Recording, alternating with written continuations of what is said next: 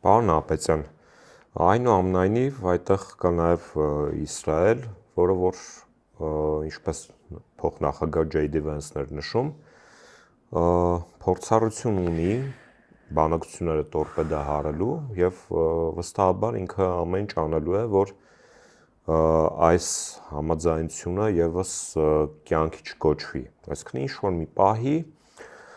ստիպել նորից ԱՄՆ-ին մտնել ռազմական գործողությունների մեջ, որովհետև ես հիշում եմ պատերազմի սկզբում պետքարտուղար Մարկո Ռուբիոն հայտարարեց, որ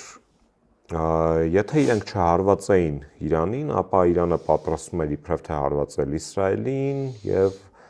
իրենք ստիպված էին լինելու մտնել ինչ-որ փուլից պատերազմի մեջ եւ իրենք փորձել են կանխարգելի չհարված հասցնել։ Այսինքն ընդունում էր, որ Իսրայելը այնուամենայնիվ Իրանին ներքաշելու է պատերազմի մեջ եւ իրենք ստիպված են լինելու պատասխանել Իսրայելի կողմից։ Որքանով է հավանական, որ Իսրայելը ուղիղ հարված կփորձի հասցնել Իրանի Իսլամական Հանրապետությանը, որպեսզի տորպեդահարվի այս ողջ բանակցությունները եւ նորից այս հարաբերական, անդորը ճակերտավոր ասած, նորից վերածվի քաոսի։ Իսրայելը առանց ԱՄՆ-ի օժանդակության որևէ գործողություն չի անի Իրանի դեմ։ Սա աքսիոմ է, որպես դիտենք։ Հիմա եթե ԱՄՆ-ի նախագահը եւ ռազմական վերնախավը կայացրել, որ այնուամենայնիվ Իրանի հետ ինչ որ համաձայնագիր կամ պայմանագիր ստորագրվի կոնգրեսի միջակայալ ընտրությունների նախաշեմին, դա նշանակում է, որ միակ ձևը այդ պայմանագրի ստորագրման կամ բանակցությունները արդյունավետ ավարտելու վիժեցման քայլը Իսրայելի կողմից լինելու է այն, որ Լիբանանի նկատմամբ շարունակի ռազմական գործողությունը, որովհետև Իրանի կողմից կար նախապայման, այո, որ Հեզբոլլահի եւ Լիբանանի դեմ Իսրայելը պետք է դադարեցնի գործողությունները ռազմական եւ ավելին Լիբանան մտած ցախալի ստորաբաժանումները,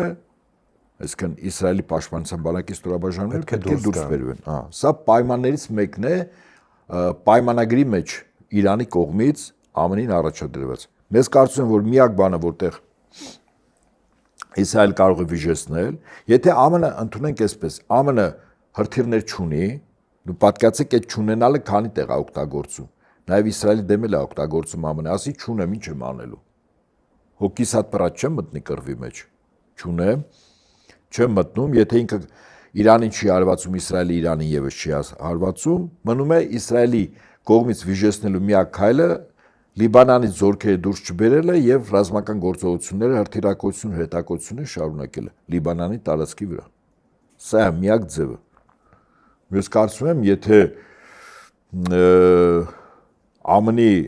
ոչ միայն ներկայիս նախագահ, այլև ռազմաքաղաքական վերնախավը գտնի, որ փաստացի Իսրայելը ուղղակիորեն արդեն ամբողջովին վիժեցնում է, ես չգիտեմ, Բիբին կարող է մի օր քնի ու չզարթնի։